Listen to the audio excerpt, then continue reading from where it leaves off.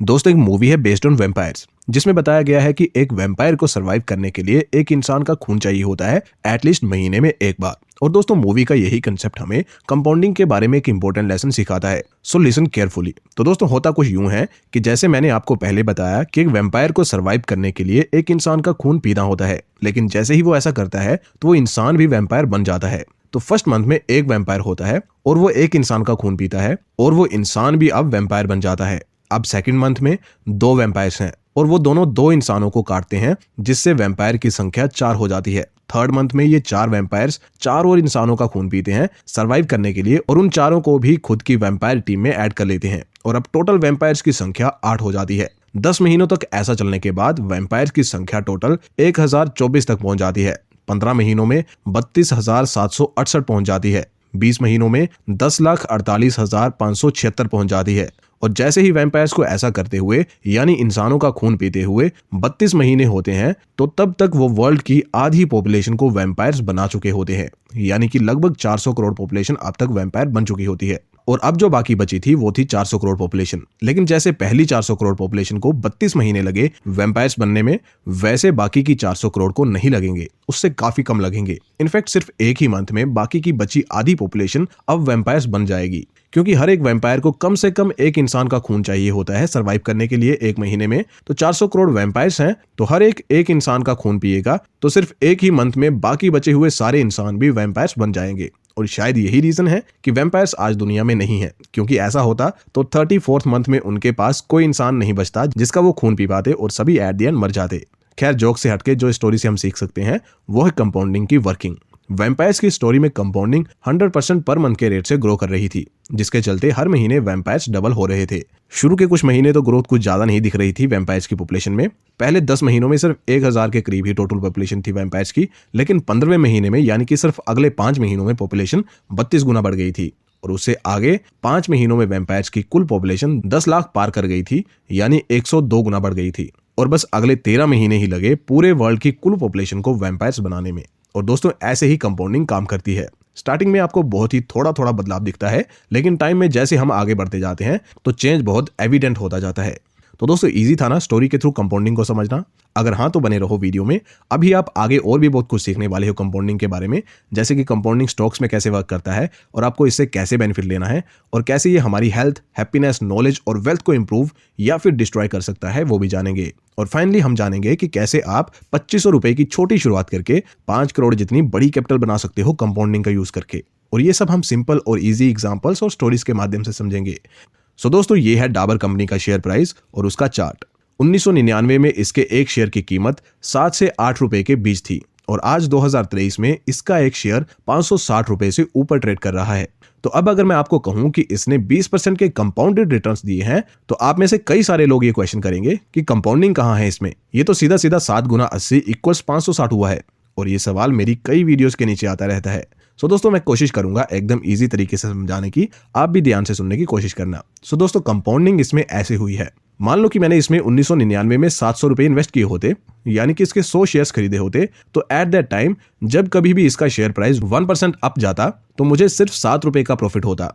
अब मान लो कि मैंने फर्दर इसमें कोई इन्वेस्टमेंट नहीं करी और ऐसे ही रहने दिया इसे टिल दिसंबर 2010, जब इसका शेयर प्राइस 100 रुपए के पास था। तो अब मेरी इन्वेस्टमेंट की वैल्यू 10,000 हो गई होगी और अब जब भी इसका शेयर प्राइस 1% ऊपर जाता होगा तो मुझे 100 रुपए का प्रॉफिट होगा। कट टू अब सीधा चलते हैं 2023 में। अब इसका शेयर प्राइस है 560 रुपए और मेरी इन्वेस्टमेंट की वैल्यू है 56,000 रुपए।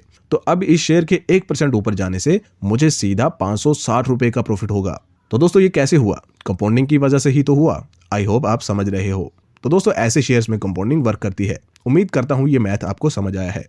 अब आगे हम दो दोस्तों की मदद से ये समझेंगे कि कैसे कंपाउंडिंग ना सिर्फ पैसों में बल्कि हमारी ओवरऑल लाइफ पे भी अपना इफेक्ट डालती है। तो ये दो दोस्त हैं करण और तरुण।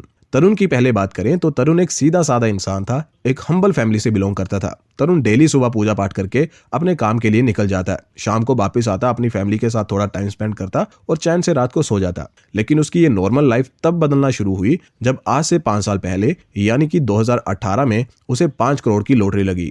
अब 5 करोड़ की लॉटरी का सुन के आप सब सोच रहे होंगे कि वाह यार, तरुण की लाइफ तो सेट हो गई, उसने तो बहुत मजे किए होंगे लॉटरी लगने के बाद। लेकिन दोस्तों, ऐसा बिल्कुल भी नहीं हुआ। इनफैक्ट उसकी लाइफ ऐसे अपसाइड डाउन हुई कि वो आज तक भी उबर नहीं पाया है। पहले तो उसके रिश्तेदारों ने उससे पैसे मांगे और जब उसने मना किया तो उनमें से कईयों ने उसे मारने का प्लान कर लिया। फिर इससे भी बुरा उसकी वाइफ ने उससे डिवोर्स कर लिया ताकि उसे अपने हस्बैंड यानी तरुण की वेल्थ में से एक मोटा हिस्सा मिल सके, और ऐसा ही हुआ। आधा पैसा उसकी वाइफ लेके चली गई। बाकी जो बचा था उससे तरुण ने नए बिजनेस स्टार्ट करने का सोचा, जो कि ऑफ कोर्स नहीं चले क्योंकि उसे बिजनेस की कोई नॉलेज नहीं थी। देन इतना सब होने के बाद तरुण मेंटली धीरे धीरे टूटने लगा। उसने शराब पीनी चालू कर दी। पूरा दिन वो बस सोफे पे बैठा रहता और ना कोई एक्टिविटी करता, बस नशे में रहता। और क्योंकि उसके पास एकदम से 5 करोड़ रुपए आ गए थे, इसलिए उसने अपने खर्चे भी बढ़ा दिए थे।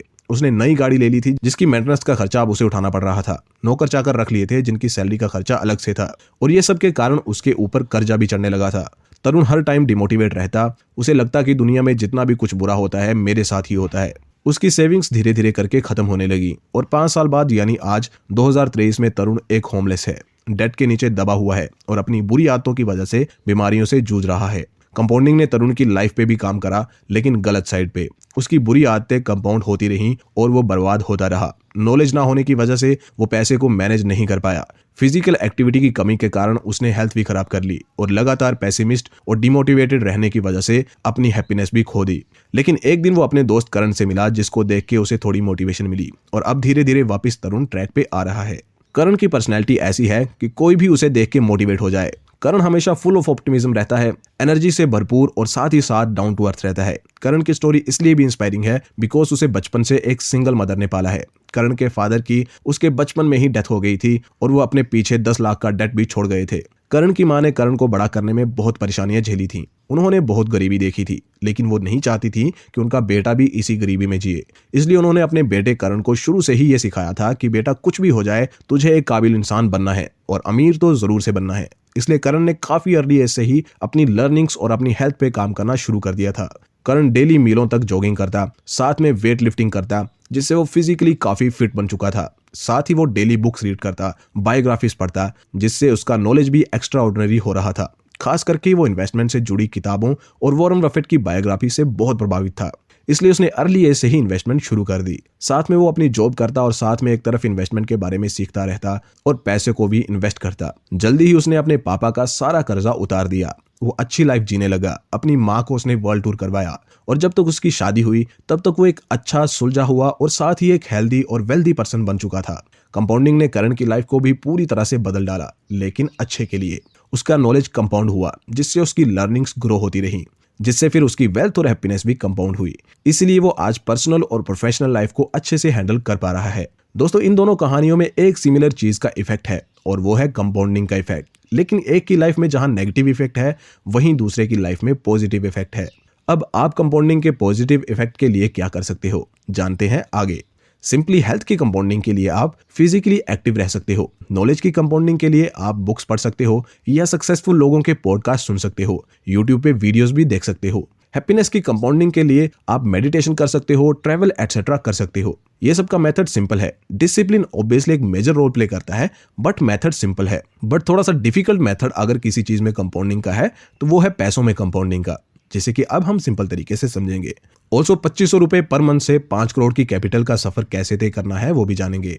देखो दोस्तों, हमने ये तो जाना कि स्टॉक्स में कंपाउंडिंग कैसे वर्क करती है, बट रियल लाइफ में इसका बेनिफिट लेना थोड़ा सा टफ हो जाता है। बिकॉज एक तो हमें स्टॉक सिलेक्शन में दिक्कत आती है, हम यही फाइंड आउट नहीं कर पाते कि कौन से स्टॉक्स में इन्वेस्ट करें और कौन से में ना करें। और दूसरा है SIP। सबके पास एक साथ लमसम पैसा लगाने को नहीं होता और सबके पास सही समय पे लमसम पैसे इन्वेस्ट करने का एक्सपर्टीज भी नहीं होता। और इन्हीं दोनों कारणों की वजह से एक आम इंसान अपॉर्चुनिटीज को मिस करता है, बट डेफिनेटली आपके बाद नहीं।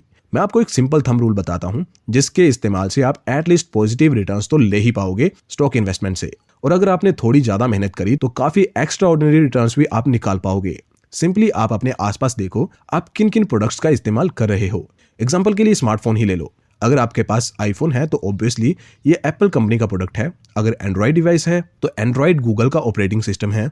अगर आप सोशल मीडिया जैसे व्हाट्सएप इंस्टाग्राम यूज करते हो तो ये फेसबुक के प्रोडक्ट हैं। और अगर आप यूट्यूब या गूगल यूज करते हो, जो ऑब्वियसली यूज करते ही होंगे, तो ये भी गूगल के प्रोडक्ट हैं।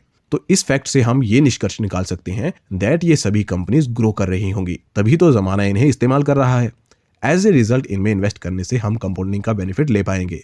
तो आप अपनी सैलरी का कुछ हिस्सा इन्वेस्ट कर सकते हो ऐसी कंपनीज में जिनकी ग्रोथ में आप बिलीव करते हो। तो अगर आप यूएस स्टॉक्स में एसआईपी लगाते हो 2500 रुपए की, जो कि I suppose mass population afford कर पाएगी, और आपको 16% के रिटर्न्स अपने यूएस पोर्टफोलियो से मिलते हैं और 4% के हिसाब से रुपी डेप्रिसिएशन होता है फॉर नेक्स्ट 30 ईयर्स, यानी कि आपको टोटल 20% के रिटर्न्स मिलते हैं, तो आफ्टर 30 ईयर्स आपके पास 5 करोड़ और 80 लाख से ज्यादा की कैपिटल होगी। सो या इस अप्रोच से भी आप इन्वेस्ट कर सकते हो, बट ऑलवेज रिस्क को ध्यान में रख के और इन्वेस्टमेंट को अच्छे से सीख के ही इन्वेस्ट करें, वरना बाद में आप पेनी स्टॉक्स के चक्कर में पड़ के नुकसान करवाओगे और फिर मुझे गालियां दोगे कि मैंने नुकसान करवा दिया। होप दोस्तों आज की इस वीडियो से आपने कुछ नया सीखा होगा। अगर आप ऐसी ही और वीडियोस को फ्यूचर में भी देखना चाहते हो तो चैनल को सब्सक्राइब करके बेल आइकन को जरूर प्रेस करें।